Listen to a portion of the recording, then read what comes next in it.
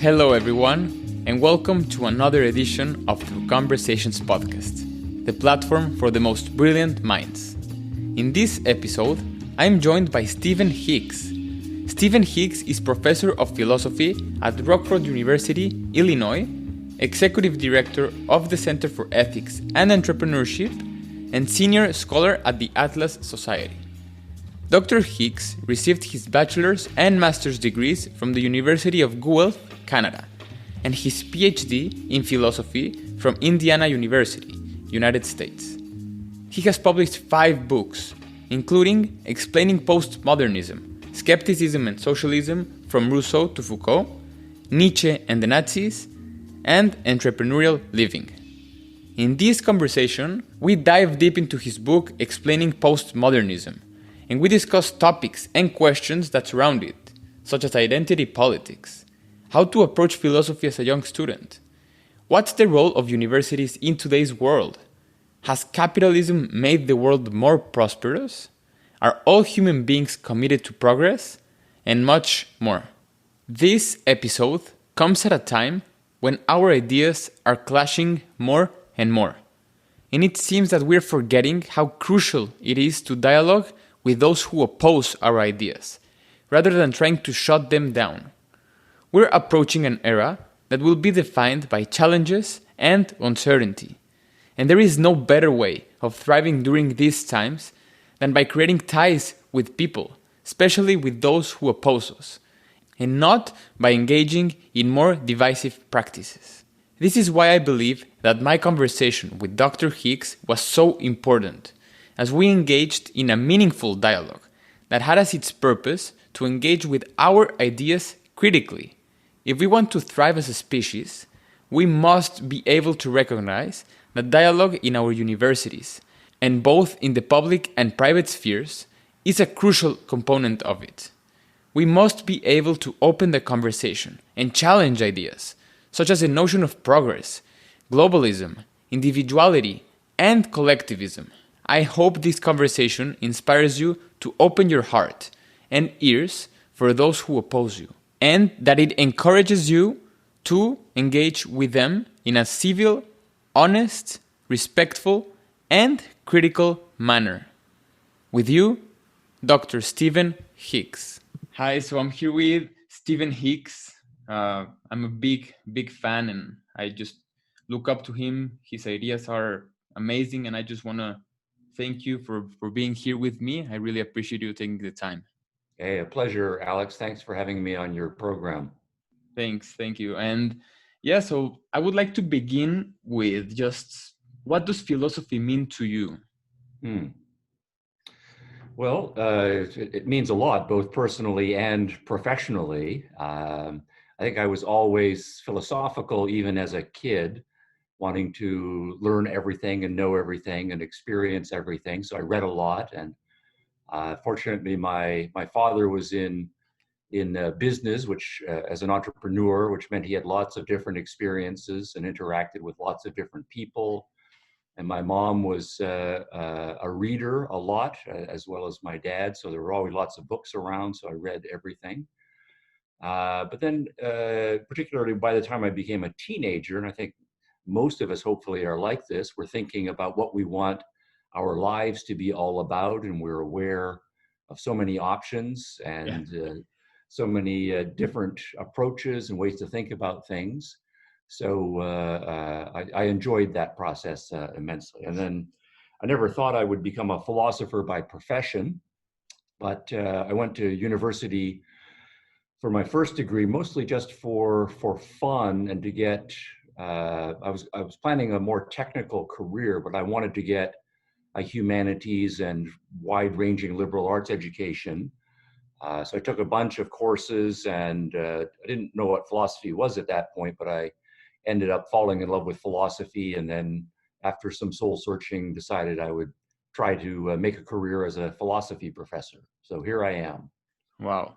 And that's my next question, is that for me, I like to read philosophy as well, but nowadays there are so many ideas out there, so many ideas and so many thinkers. So how do you approach philosophy? How do you approach big thinkers? How do you approach big ideas? Yeah. Well, my sense would be when you are young, do a combination of two things. One is just follow your nose, right? As we say, I don't know if you have that expression in English, but just whatever interests you. What are you thinking about when you are going for a walk, or Hmm. when you are in the shower? That's often a good test where you don't have any pressure on you. Where does your mind go? And so think about those issues and just read about that. And of course, as you know, one book leads you to another book, which leads you to another art, and just go with that process.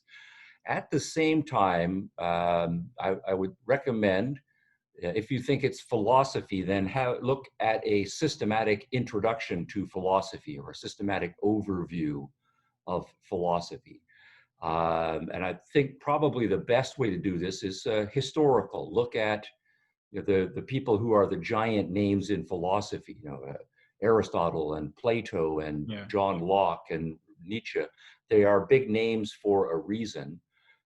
So what I would recommend is get a good history of philosophy and just read it through systematically. And then you will see, here are the big ideas, here's what the geniuses have said about it and how their ideas hang together, and how the next genius responded to that, and how the conversation developed over time. So the one I like to recommend the most is by W.T. Jones, Jones. It's a history of Western philosophy.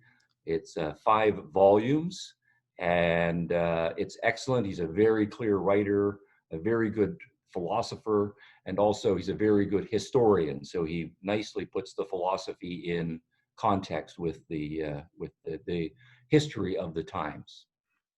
Thank you for recommending it, and I'll definitely take a look, and I'll add it in the bio for our listeners to see it. Now that we're mentioning, big thinkers and big ideas, Explaining Postmodernism, your book, has given me an eye opener about the thinkers of, I should say, beginning. I didn't know it was so long ago that the movement began. Just reading it seemed that it was literally a equivalent of what we're seeing now with everything that's happening with postmodernism and academia. So I like to get on that too as well, talk with you about that. But Good. so, now that academia includes postmodernism, now that academia, and I have here books from my college about Heidegger, about Nietzsche, how can we engage with those thinkers where they say that there is relativism, there's just subjectivism, we should not, think of science as the best tool to reach objective reality. So, I'm trying to see if there is a Goldilocks area between subjectivism, relativism, these thinkers, postmodernism, and modernism. Do you think that's achievable? Well, that's an interesting question, right? So one of the big things that you're grappling with then is you read some of the modernist thinkers who are thinking, there is a reality, it is what it is. We have a cognitive capacity that is competent if we use it well, and we can actually know the way the world works if we do some hard work. But scientific method is difficult. Understanding our cognitive apparatus is complicated, and we're still in the early stages. But thinking that project is essentially the right project and pursuing that one consistently. Versus at the same time, there's lots of smart people we read who are skeptical, who don't think that we can figure out anything. And there are lots, of course, given that our cognitive capacities are so complicated, skeptical arguments you can make about the senses, about perception, about logic, language, math, experimental design, and so on. So the first time you go through all of these, it's then also tempting to say, wow, it is impossible. And then that's the right conclusion to reach. And then you end up pursuing some kind of skepticism or relativism as the outcome.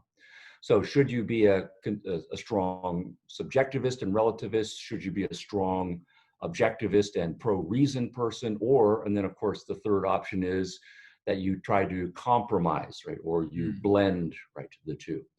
So what I would say is, since you seem to be a young person, is uh, don't think that there's an obvious answer to that question right off the bat. I think what you do have to do as a young philosophy student is sympathetically try out all of those options. So when you are looking at the Enlightenment project, as we might call it, that we are optimistic, the world works a certain way and we can figure it out. But then at the same time, we're still in the early stages. We are working out the tools of scientific method and the mathematics and the experimental design. And we are still in the early stages of psychology, just understanding what's going on in our minds, that don't expect that even if that project is the right project, that it is perfect yet, that we still have a lot of work to do. And really try that out and see where that goes. At the same time, you do have to look at the best skeptical arguments and give them the strongest hearing that you possibly can. And ultimately, you do have to trust your own judgment, make up your own mind. But this should be, if you're serious about it, a multi-year project. It's not something that will happen in a short period of time. And it has to, I think, go at two levels. One is you are looking at things kind of at a more abstracted philosophical level, right? There's this argument and there's this counter argument, and then there's this counter argument, and you go through that process of how the arguments play out, you make up your mind. But then the other level is to say there are these arguments, and when they are applied, they have certain results, right? So if we are following the Enlightenment project, that means something for how we think about women's rights and how we think about slavery and how we think about medicine and how we think about the economy. And so you judge an intellectual movement by its fruits, by its results. And so you then say, maybe the pro-reason Enlightenment philosophy has not worked out perfectly yet. That's still a philosophical project that we are engaged in. But to the extent that it has been in place, what have been the results of the Enlightenment? So have we made progress in medicine, in achieving equal rights, in extending longevity, and so forth?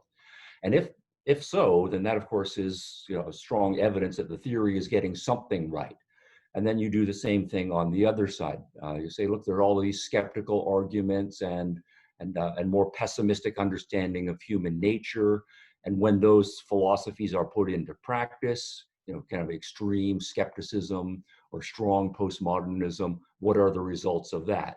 And if you find it's that, people are at each other's throats and punching each other in the face and blowing up buildings, well, then that also tells you something about the philosophy. Wow, that's you mentioned so many gems of insights here, and the big one for me was progress. So both movements, let's say postmodernism and modernism, they have their own notion of progress, but at the end of the day, I can imagine that everyone as human beings want progress. So we'll come back to that. I don't think that's true, but that's an interesting point. Okay. Oh, let's take it as your working hypothesis. Yes. No, dive deep if you don't think that we all want progress. Actually, you mentioned that in explaining postmodernism is that sometimes deconstructivism is the first line of agenda, right? Deconstructing. Yes. So, yes. But at the same time, sorry to interrupt, but just suppose we step out of high philosophy and just think about people individually. Do you think all of them are committed to progress in their lives? I would say that I've been a big thinker of everyone is trying to do their best given their own set of abilities or mindset or what have you. But okay. I do. Yeah, sorry. I'll come back. I think that's wonderfully optimistic about you, right? And it says a lot about you, but I don't think that's true. And maybe you are lucky to have a good social circle, but is it not true that there are many people, even at your age, who are very cynical, and they just sit on their sofa or their couch all day complaining, and they don't get up and have a shower. They don't get up and clean up their apartment. They don't go out and get a job. They don't apply to university. They don't look after their health. That they, in effect, have given up on their lives, and it's unfortunately going to likely be over for them. They are never going to get better. And is it not true that there are many people, perhaps in your social circle, not very many, who, when other people are trying very hard, they are critical of those people and they try to cut them down. Yeah. And instead of respecting and admiring and encouraging, they are sabotaging in various ways. So thinking about those people, I'm not so sure that all individuals, in fact, I'm pretty convinced of the opposite, are committed to progress. They don't want other people to succeed, and they don't think that they themselves are going to succeed in their lives. And that's Wow. very sad. It is. It is. And I would agree that there are many people, and also within my circle and within my college campus as well, that they do take a shower, they do get out of bed, but they come into the classroom and they're ready to refute everything you say, or Yes. it has become some sort of cynic competition where, for example, I got an A on an exam, or and the other person who usually I can see, and they actually they stated publicly that they're embedded into an ideology. They would come at you and say, how did you do it? Did you cheat or Sure. anything?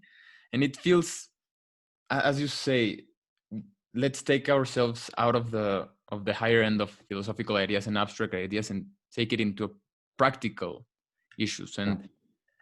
And as you say, progress for me could be a very different thing than from someone who doesn't want to get out of bed. Perhaps progress is, being complacent in life, or being just being stagnant, and trying to put others' success, put it into sleep. Yeah. And that, So that becomes a terminological issue. So progress, ordinarily we mean by that the idea of growth and improvement. But if we then want to say that committing to stagnant, right, or stagnancy and not growing and not improvement as a lifestyle, we need different words to capture those two different ones. We can't just say that those are different definitions of progress, right? One is committing to progress, one is giving up on progress and being anti-progress. in that sense would be, this is where postmodernism gets the best of me personally, because it becomes so confusing. Because for someone, and you mentioned it explicitly in Explaining Postmodernism, you say that for someone to be in favor of progress means, or being in favor of advancing, means refuting everything that the ideological right says, but being in favor of everything that the left says. So for someone in the left, for just putting into ideological perspectives of political spectrums, to say that anti-progress is progress in itself. If capitalism has made us much more prosperous, and there is lower levels of poverty and so on, and there's better education, there's more equality of opportunity, which I want to get to as well, equality of opportunity versus equality of outcome. So has capitalism appealed to all of us that progress has been made? Do you think that we could put everyone in the... Do you think right now together, we can say that it is better to be in a capitalist society than one of anti-capitalism? Yeah. So I think that's two big questions put together right in one. So we start off talking about postmodernism, and I think there is possibly a soft beginning to postmodernism. Say you're a person on the left, right, as you say, and you have some ideals. You would like the world to be more equal, or you would like there to be less poverty. Now, in both of those cases, you do have an ideal of progress, Yeah. equality, solving the problem of poverty. And then you enter into the debates and you see that, say, the capitalists have their arguments about why they have solved a lot of poverty and they're achieving a certain kind of equality that they think is, but you don't agree with that notion of poverty reduction and equality. So then what you have is two positions that are in fact in favor of progress, Yeah. but they have different ideas about what the progress would count as and how to get there. And I don't think at that point you are postmodernist. Right? And, I think what happens because then you just have the old debates between people who are anti-capitalist and capitalist about what real progress counts for. The postmoderns want to argue that that old-fashioned debate between the old-fashioned leftists and the old-fashioned capitalists, we have to move beyond that because both of them think that progress is possible, that there is such a thing as an objective meaning to the word progress and objective factual criteria, and that we can measure scientifically or social scientifically what achieving progress would be all about. And what the postmoderns are doing is to say that whole idea of objectivity in general is false. And the idea of objectivity in values is also false. And the idea that we can scientifically or social scientifically measure such a thing in any sort of universal way is also false. So we don't believe that. So at that point, I think they are abandoning the concept of progress because it's meant to be an objective value judgment, and we philosophically as postmoderns don't believe in that, right, as well. So that's the first part, I think, of your question. So then the second part of your question would be to come to capitalism in general and to assess its claims about its track record. Right? So, and there we say capitalism is a relatively new social ideology. Often in economics, we will date it to Adam Smith, who published The Wealth of Nations in 1776. And I like the timing here because politically, the American Revolution began in 1776. So, if we have then the idea that we have a system or a society based on individual rights, that every individual should have the right to life, liberty, pursuit of happiness, and that's going to have implications for religion. You can do whatever you want in religion. It will have implications for art. You can do anything you want in art. And then the same thing in economics. You can do anything you want, buy, sell, produce, whatever you want economically, right, and so on. And if we think that all of these rights should be equal rights, then it doesn't matter if you're a male or a female or what the color of your skin is or what your ethnic background is. So there's a universalism that's built into, into this ideology as well. And then we say, okay, so what has the track record been? And then some of the measures we are interested in are, say, longevity or lifespan. So if we think that free people will make their lives better, and one of the ways of saying free people will make their lives better is they will be more economically productive, and that means they will eat better. And if they eat better, then they will, infant mortality will go down and people will live longer. Starvation rates will go down. The number of famines that exist will go down. So just on that one measure, then we can say, here are, say, 10 nations around the world that went in a much more free market capitalist direction. And we then should have very good measures. How did their food production go compared to the pre-capitalist time? Did their food production go up? And we can measure those things. And then we can measure calorie consumption per person. We can measure the rates at which babies died in the first year from malnutrition or in the fifth year from malnutrition. And we can measure life expectancy rates. Now, if you go through all of that, right, along just one dimension, and then I think it's also going to be important to compare, all right, here are, say, 10 nations that went in a more capitalist direction with 10 nations that went in a, or stayed, say, feudal, or 10 nations that stayed tribal, or 10 nations that pursued socialism. Yeah. Right. And then just on that one issue, what happened to food production? What happened and so on? And I think when you do that, and that's a lot of work, right? But the track record is obvious, right? Capitalism has been amazing, awesome. Yes. And just going back to the point of progress, you mentioned a big thinker in your book, Explaining Postmodernism, by the last name of Herder. So he says that relativism on progress, there is a relativism on progress, right?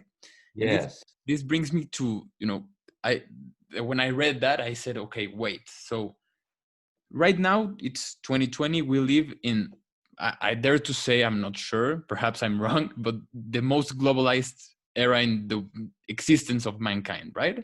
That's true, yes. So it should be, for me, a logical conclusion that we can't have relativism on progress in a globalized world. We're trying to strive for something together. Would that be a fair assessment? Yeah, so then, globalism is another, right, huge term, right, and concept. So the idea then is that we stop thinking of ourselves as isolated tribes of people. And obviously in the earliest stages, just unaware that there are other tribes, right, or other nations or other continents. Yeah. So by the time we get to Columbus and Columbus crossing the ocean and coming back, that's a huge expansion in our consciousness, just realizing, wow, right, we really are different here.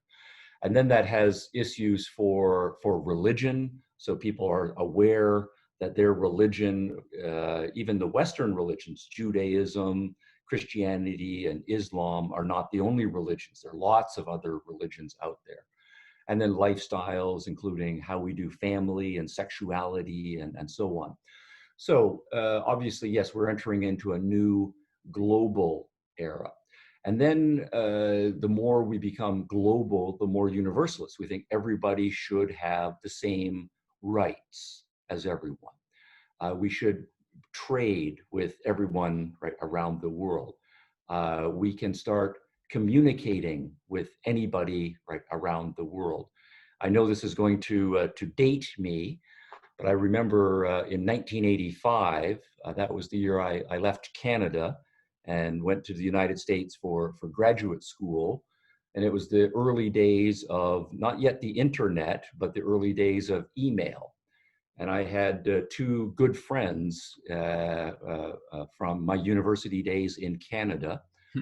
And one of them at the same time was moving to another part of Canada. I was moving to the United States. And one of them was moving to France to go to graduate school in France. And I can remember, right, when I moved to the US, I set up my email account, and this was still a new thing. And I sent an email to my friend in Canada, and I sent an email to my friend in France. And the next morning, right, I woke up and I opened up, and there were replies from across the ocean. And it was amazing, right? Now that's, right, obviously globalism coming to the world. Now, someone your age, right, you're smiling away because that sounds so old-fashioned. You take it for granted. I'm right? imagining myself seeing like an email for the first time, and it's cool. Yeah, Exactly, yeah. And then I can still remember 9 years later seeing the first live demonstration of the internet and so on. So, and now here you and I are talking right from a distance of several thousands of miles, and it's instant and it's amazing all the things that we go on. Yes. And of course, all of the products that we look at. So I've got my my cell phone here, and if you do an analysis of this, all of the components, there's thousands of them, and then you were to say, where did the raw materials for all of those thousands of things come from? From everywhere. Some of the things came from Africa, Australia, Europe, Asia, North America, and all of the brain power that went into putting all of those components together and designing them, and all of the logistics networks and the business systems, right, that put that all. Yeah, it's clearly we are in a global phenomenon. Now, whether that is a good thing or not, and what that implies, to go back to Herder writing in the late 1700s, he's obviously pushing back against the first century or two of global universalism, because he is writing at the time of the Enlightenment, and the Enlightenment philosophers are starting to say, now that we are into the 1700s, we should have one universal mathematics, one universal scientific understanding of the world. Perhaps, and this is maybe a little bit early, one universal global market where we trade with each other. That we should say that human beings, despite all sorts of local differences, we are all human beings, and we should have the same universal rights to freedom and free thinking and pursuing our own lifestyles around the world. Yeah, and so Herder does represent a pushback against that. And it's interesting how Herder, without people knowing it, is very much in fashion now in the 2020s. We call it identity politics. Identity politics is not first a politics, it's first a theory of human nature, that human nature is not the same all around the world, that instead people are born into different kinds of social circumstances, and those social circumstances are different, and that we should understand each human being as a place where different social forces or different social vectors are operating. And so you do end up with constellations of fundamentally different types of human beings over here, gender, race, class, and so on. And they have very different ways of thinking, very different values from people, right, who are over here. So all of that you find in early form in Herder in the 1700s. And so he's arguing, sure, there might be a British notion of progress, but that's different from a French notion of progress. And that's going to be different from his perspective, a German notion of progress. And so he was explicitly saying, we Germans, we have our own way of thinking, our own values. And instead of reading French authors and reading British authors to see what we can learn from them, and to take the best of their ideas and incorporate them into our thinking. And of course, we've got some good ideas, and we will export our good ideas to the British, kind of like a cosmopolitan division of labor, free market of ideas. He's saying, no, very much. What we should do is not pay attention to the French, not pay attention to the British and the others. We should stick to our own German ways of doing things. And for him, that also included, interestingly, not being too rational, not thinking too much right about things. He thought that that was a kind of a disease of the French and a disease of the British, and that the Germans were much more obedient and much more going by instinct and going by feeling, and much more following their own group's ways of doing things, which involved a lot more conformity. And that only by doing that could the Germans stay true to their identity and their values. And so then different cultures are going to go in their different ways, and this whole idea of any sort of cosmopolitanism or globalism is just wrong. And it seems to me that the big theme of what we're talking about is the distinction between class and individuality, being part of a group or being an individual. And one of the biggest things that I look up to in the United States, for example, is that it is a project where it doesn't matter who I am, doesn't matter my background. It just matters how hard can I work, or how who can I be in this world with my own sets of abilities. In if I'm able to acknowledge that I would say that I'm not the smartest person in the room, but looking up to people who are smart, I can become one. Exploring myself in an area of opportunity. Yeah, yeah, And it concerns me a lot. Being very honest with you, that we're trying to see people, um, more and more in the United States, more especially from within their class, from within their race. Their identity comes first as external.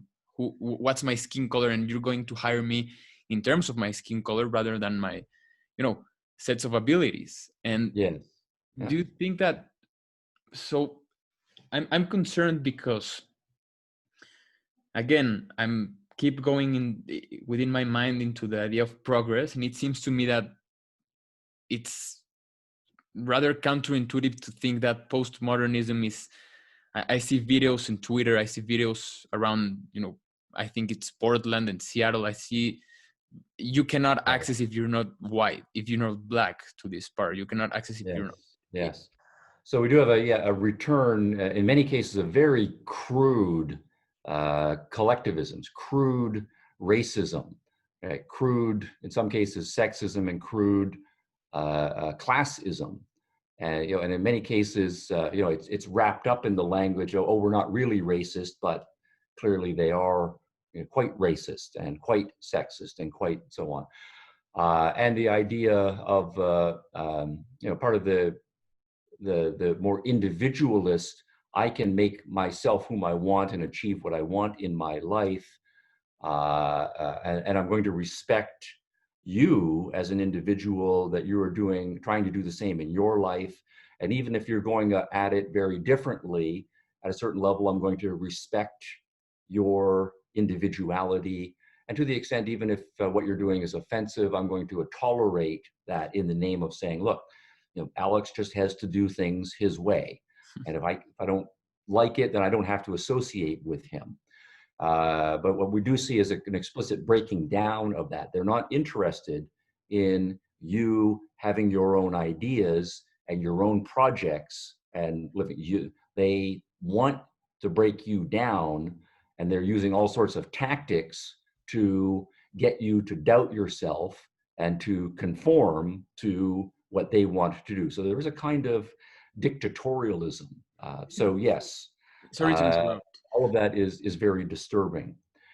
Now, again, this is very car territory. So if we want to say, and you use the concept opportunity, Mm-hmm. there is a very legitimate kind of Enlightenment, liberal, individualist understanding of opportunity that is, as you point out, perhaps most historically represented in the ideals and to a large extent the practice in the United States. Mm-hmm. The 20 or so other nations around the world that have broadly followed that model. And the idea there is that you do see human beings as individuals first and foremost. So the rights are individuals. You're not born into a caste. Right? And so we try explicitly to break down caste privileges and say it's up to you as an individual. And we start to say things like your ethnic background, and your language and your religious beliefs and your skin color. Those might be, in some part of your life, important to you, but they're pretty far down the list of importance. The most important thing is you deciding for yourself. Yes, I was born into this religion, but what do I think about this religion? Wow. And I will make up my own mind. Yes, I was born into this ethnic group and we eat these foods and we dress this way. But what do I think? Do I like that style? Do I like those foods? And do I want to try different foods and different clothing styles? And yes, this was the music that my parents listened to and everybody in my group listens to. But Do I want to go out and explore African music and Asian music and all kinds of other musics and form my own individual musical tastes? So it's based on that kind of individualism of opportunity, is to say that, you know, the fundamental opportunity we all have is agency. I can, in fact, think for myself. And I can take all of the beliefs and ideas and values that have been presented to me, and in some cases even conditioned into me when I was a young person, and I can think about those. Yeah. And with effort, I can change my minds, I can change my habits, and I can become the kind of individual that I think I can be. Now, philosophically, then, that is being challenged, of course, by a lot of the people who are then feeding into the anti-opportunity view, because they don't believe in individual agency. So a lot of it will be to say, no, we don't believe that. We do believe that people are fully conditioned by their environmental circumstances, whether it's their ethnic background or their class background. So they don't believe in that philosophically.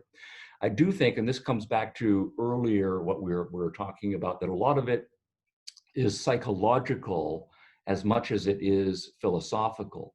So that when we say individualism and freedom and equality of opportunity, built into that is a strong amount of moral self-responsibility. You know, it is to say, your life is really up to you, and you have to have the guts and the courage and the initiative to take on that project and say, okay, I'm on my own. It's me, and there's this big, complicated, difficult world. I'm going to go for it, right? Like an adventurer or like an entrepreneur. And I think, unfortunately, psychologically, there are lots of people who are scared by that idea. It's too much for them. And so their psyche is, I don't want to have to do that much work. And I might make a mistake. I might fail. People might laugh at me. I might have to, confront other people and disagree with them. I might not have money in the bank and security. I want to, in some sense, be looked after. And so psychologically, there are a lot of people then who are attracted to the idea of, I can be comfortable and secure if I belong to a group, that we're all going to look after, right, each other. Or for me to feel special about myself, I don't have to do it as an individual. I can say, I was born with a certain skin color, and just by fact of having a certain skin color, I can feel special about myself and be proud. Or I was born into a certain ethnic group, and my ethnic group has accomplished certain things. And even though I have myself individually didn't do anything, just by virtue of being part of that ethnic group, I can feel I'm special. And that psychologically is a kind of collectivism. But to the extent that you start to go down that road, you have to see individualism as your enemy. So someone who comes back and says, I don't know, you're German, right? Or you're Spanish, right? You don't get to feel special just because you were born German or Spanish. And the fact that the Germans or the Spanish did some great things 200 or 300 years ago, that's really got nothing to do with you, right? What have you accomplished? And then the person that says, oh, I have to actually accomplish something special in my own life to feel pride and self-esteem, that's intimidating for some people. Oof. Wow. It is quite a lot to take in, because, back into your example of making my room and doing my bed and cleaning my house, setting my house in order, I was thinking of someone who let's say, if I would do it, but honestly I don't do it. If I would say, you know what, I won't do it because it is the responsibility as a class to do it together, so I delegate my responsibility of my house to a whole group, which is, yes, it is weird to do. And you mentioned a lot of times psychological aspect, the psychological aspect of what we're talking about. And when I get the chance to, I'll promise you I'll do this. But I feel that, you know, now that society has become much more civilized, much less violent, I should say, you know, we're not being hunted by an elephant or a mammoth or, you know, a tiger. We can we can go to a grocery store and have our meat cut off for us without killing it. There's no more threat. Sure. I want to do a project because I think that now that the threat level is low, our brain, which has evolutionary been, you know, formed in some ways, has associated feeling uncomfortable, feeling offended with threatened. So in my classroom, I've seen plenty of examples where someone says, I feel threatened or I feel offended by something someone said. Or Yes. in I want to do an experiment when I get the chance to, doing my PhDs or in the future with research, that what if we put an MRI scan on the brain and just Yes. put a lion going to you and trying to attack you, putting, you know, a statement where ideology is coming to collision. Yes. Good. It Good. would be interesting to see, because To measure the same psychophysiological responses. it could, because it feels, when I'm in an argument in my class, when I want to get into academia and universities, when I'm in an argument, in a discussion, or in the public square of the campus, Yes. I start to see how emotion starts to get the best of everyone, and perhaps that's the biggest Yes. argument in the class. So if someone is appealing to my emotions, Yes. everyone, it's game over. It's the game is, they've won it. So arguments nowadays seem to appeal more into feelings than reason. And you Yeah, that's mentioned it. perceptive. Yes. You mentioned faith, feeling, and instinct becoming the you know, passion. Passion is the main core idea of postmodernism, I should say. So how should I navigate myself in these discussions? Should I be the one that puts in place, you know, the argument that it's the most emotional, or how should I approach Yeah. this? So again, this is very interesting territory, and there's a deep philosophical issue, of course, about reason, emotion, passion, and then consequently action, habits, and so forth. So, do we think of ourselves primarily as rational beings, or do we think of ourselves as primarily emotional beings? And by emphasizing the word primarily, we're trying to get at what is fundamental. Or is it the case that that's a false alternative, and we're not primarily one or the other, but we are and should be an integration, right, of reason and passion. Now, of course, we know that all of the options are articulated in the philosophical literature. There are some who say what you need to do is be a rational person, and what that means is you have to find a way to not have emotions, to try to be very stoical from the Stoics, and not let your passions rule your life. And others wanted to argue the exact opposite, that the most important thing is to be passionate and emotional. But what that means is, for them, you have to turn off your reason and stifle that in order to make a commitment. And then those who will want to argue that the training of your reason and the training of your emotion should work hand in hand with each other. Yeah. Just as you train yourself to think about a certain way, you have to train your ability to process information. You also have to train your emotional reactions and know when to use your emotions and how to use your emotions, rather than being used by your emotions. So, and that, of course, is a big project in philosophy and in psychology as well. Now, my view is closest to that third alternative, where I think reason and emotion should be integrated, right, with each other. So, I know we're starting to run low on time, but let me give you an example. So, if we think about the biggest example that we all think about as human beings, but it comes up when we have these, is the nature of love. Mhm. right? So is love rational, right? Or is love not rational? And so we have, I don't know if you have this in Spanish, but this idea that love is blind is a cliche in English. And what is meant by that is when you are in love, obviously all these kinds of strong passions, and there are physiological things that are going on, and it makes you blind. That is to say, you stop seeing evidence, and your reasoning stops thinking, right? And of course, there's something to that. But I think it's also true that love is very rational, because if you think about people with whom you fall in love with people who fit your ideas about what a good, decent, admirable person, right, should be. Of course, we can all be, in the short term, attracted physically to people and like aspects of people and be sexually turned on, right, and so forth.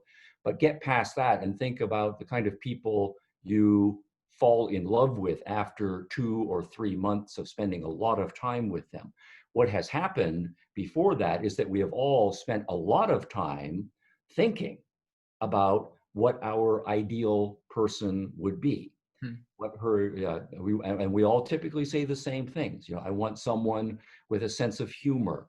I want someone who's honest. I want someone who is going somewhere in their life. And so we're thinking about what the right values are, and we are starting to program our emotional responses so that when someone comes along who seems to have those traits, then we observe those traits in the person, and then it pushes our emotional buttons. And then if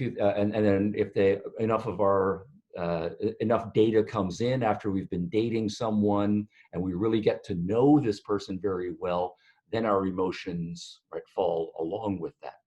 And we also do know that there is a kind of rational commitment level. At a certain point, you're thinking very much about this person, and you have to say, okay, I'm going to go for it, right? And it is a decision, right? And you're thinking about all the pros and cons and weighing things as much, but you're deciding you're going to go for it.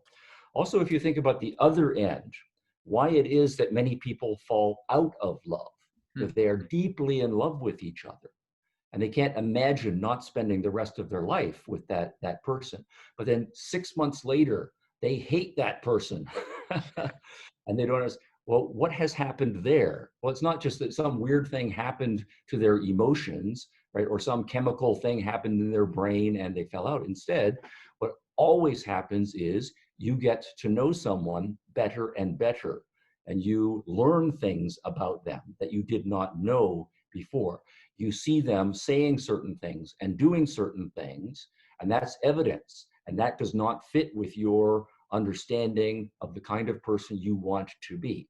And so what then happens is you start to reprogram, to use a computer analogy here, to reprogram your emotions, and you over time fall out of love with that person. So I think it's an integrated process.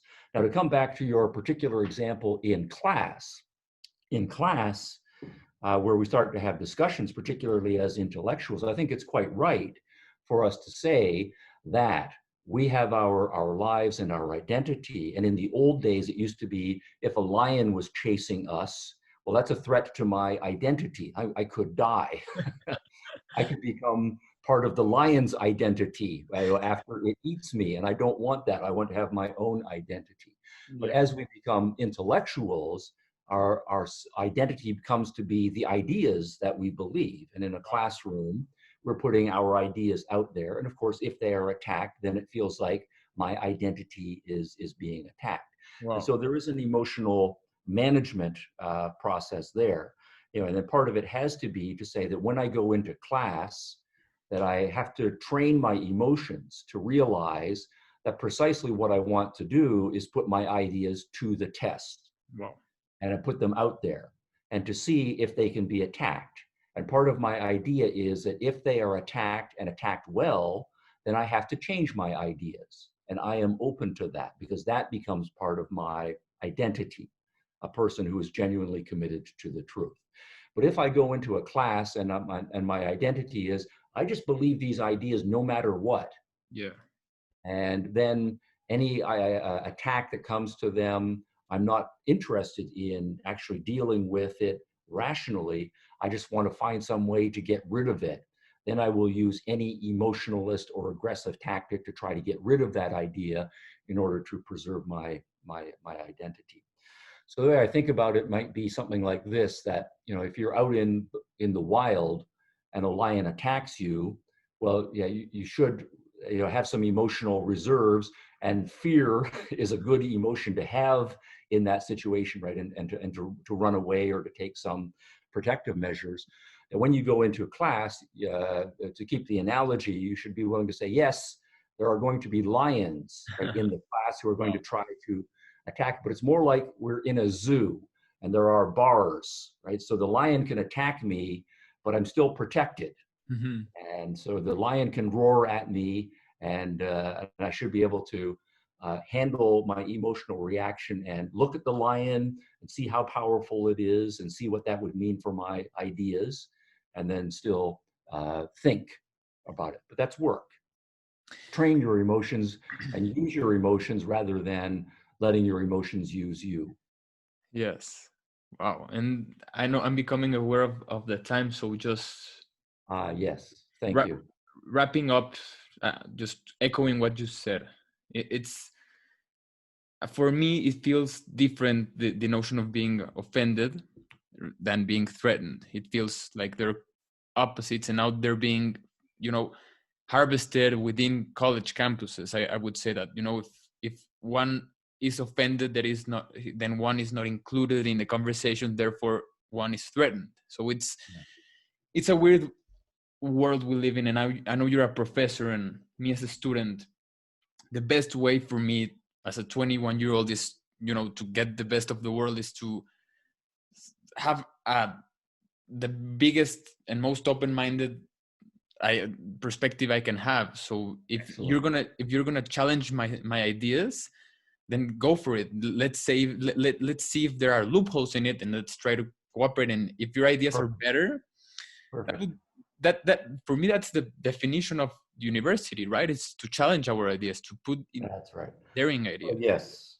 So that's beautifully put, what you just said, right? And then on the other side, for them, it is offense that is the fundamental sin. But built into that is that your emotional reactions to things are fundamental. But also built into that is the idea that in a university setting, nothing should be offensive. That is to say that everyone should have the same ideas and the same emotional reactions. And that's a kind of dictatorial uniformity that is being imposed. It's weird. And that clearly is the opposite. So what you should be able to say, and this is the heart of liberal education, is you're going to university to be offended. And you want to be offended as often as possible. Because at a certain point, if your ideas are strong, you will recognize that attack offends your idea, but it's a weak attack, and you know what is wrong with it, and you have then become stronger, and then it doesn't feel as offensive. You're out there, you're aware that it's out there, but it's not an issue anymore, and you can handle it. And then the biggest ideas and the ones that you're the most uncertain, those are precisely the ones that you do want to be offended, attacked, and if necessary, defeated. But you have to say, I am a big enough person that I can handle being able to say, I have made a mistake on this, or this hypothesis, I kind of liked it, but I have to get rid of it and try a new hypothesis. That's the mark, I think, of a deeply moral individual. Definitely. And you quote in your book, Explaining Postmodernism, you quote Stephen Woodward. He echoes this Yes, idea. that's right. Now, interesting, Woodward, his politics and mine are quite different, but he's like an old-fashioned, kind of slightly left liberal thinker, but he is very good at understanding what the university is about. Instead of, this is also the draw on Karl Popper, instead of saying, I have my ideas and my lifestyle and you have yours, and we need to go to war, literal war, to fight out which one is going to survive. That what we do is we have these artificial environments called laboratories and classrooms and universities, where we all bring our ideas and lifestyles, and we have those fight it out in a hopefully safe environment to see which ones really are better. That's so amazing. yeah, Woodward and Popper are exactly right in saying that's what we should be striving for. Yes, and I can say as a student that I really look up to that, and people like you who put ideas into my perspective, and Stephen Woodward, and this notion of creating myself in a world, because I'd like to think of myself of someone who can be a leader, right? And if I'm not someone who can be challenged or try to absorb new ideas and be I'm 21 years old, how can I be closed? And I cannot, like, people scrolling in Twitter and YouTube canceling people. It's yes someday I hope to be 40, 50, 60 years, and I don't see myself in a winning position if I keep putting shooting at other people's ideas. So no, exactly right. There's a very good concept. I'm not in the business leadership. So if you think of that area as well, so you become in a position of leadership in some organization, and you then have a lot of power, right, over the people with whom you are working. And the literature that shows the people who are the best leaders are precisely those leaders that are open to the idea that there are lots of other smart people in my organization. In some cases, they know more than I do. And I am going to have ideas about how we should do. And I know I'm a smart guy with a lot of experience, but when I go into meetings, I don't want people just to say, "Oh, you're the leader," and to, excuse the language, kiss my ass and just say yes to whatever I say. That creates a winning culture. And in Mexico, we have a saying that's es mejor. Well, it's an option. So you have two options. So es mejor ser cola de león que cabeza de ratón, which means you can be either the mouse's head, the rat's head, or the lion's tail. And that philosophy is you can be the best within the worst, or the worst within the best. And nicely put, yes. Yeah, and challenging ideas does that. So Stephen, I'm taking you more time than I should. I just want to thank you and say that I could be talking with you for just countless hours. And I think you're right. Yeah, you have a very active mind and lots of great questions. And I envy you in a way that you are 21 years old and you have so many years of philosophy and thinking and leadership ahead of you. So thank you for inviting me. All the best. Thank you so much. Thank you so much for saying that. And, people who put great ideas such as yourself, give one a motivation, give myself a motivation to strive to do better things in the world. So thank you. Makes me happy to hear that. Thanks a lot. Thanks for tuning in for this edition of Through Conversations podcast. If you find this episode interesting, don't miss out on new conversations, and subscribe to the podcast at any podcast feed you use, and leave me a review. Also, consider sharing it with someone you think can enjoy this episode. Our new awesome music is by Joe Lyle. More info can be found at joelyledrums.com. Hosted and produced by Alex Levy.